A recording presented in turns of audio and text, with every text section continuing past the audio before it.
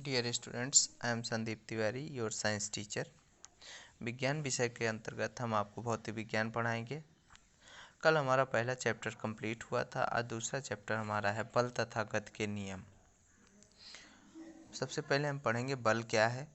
बल वह बाह्य कारक है जो किसी वस्तु की विराम अथवा गति की अवस्था में परिवर्तन करता है या परिवर्तन करने का प्रयास करता है। पृथ्वी भी प्रत्येक वस्तु को अपने केंद्र की ओर खींचती है, अर्थात पृथ्वी भी एक बल आरोपित करती है, जिसे इस बल को हम गुरुत्वाकर्षण बल कहते हैं। बल में परिमाण व दिशा दोनों होते हैं, अतः यह एक सदिश राशि है। इसका मात्रक किलोग्राम मीटर पर सेकंड स्क्वायर होता है या इसको न्यूटन भी कहते हैं। बल के प्रकार। बल दो प्रकार के होते हैं, संतुलित बल और असंतुलित बल।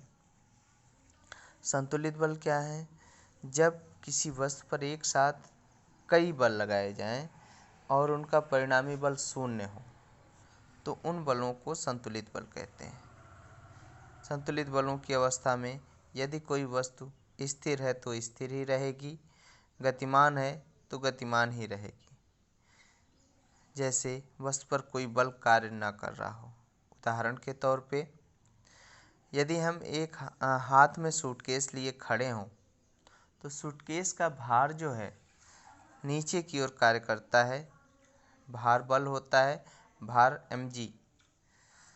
सूटकेस को स्थिर रखने के लिए हमें इतना ही बल ऊपर की ओर लगाना पड़ता है। अर्थात इस स्थिति में हम देखते हैं कि दोनों बल एक दूसरे को प्रभावी नहीं करते हैं और यह बल संतुलित बल कहलाता है। दूसरा है असंतुलित बल। जब किसी वस्तु पर लगे अनेक बलों का परिणामी बल शून्य न हो तो उन बलों को असंतुलित बल कहते हैं। यह बल गति की दिशा व अवस्था में परिवर्तन करता है। उदाहरण के तौर पर हम ले लेते हैं रस्साकसी। आप लोगों ने खेल देखा ही होगा। रस्साकसी में यदि एक टीम दूसरे से अधिक शक्तिशाली हो तो वह रस्सी व कमज़ोर टीम को अपनी ओर खींच लेती है। इस दशा में रस्सी पर लगने वाला बल असंतुलित बल होता है।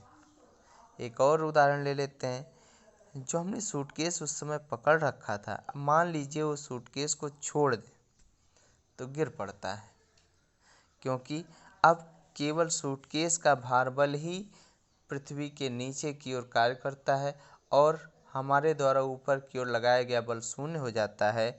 अतः इस अवस्था में लगने वाला बल असंतुलित बल होगा।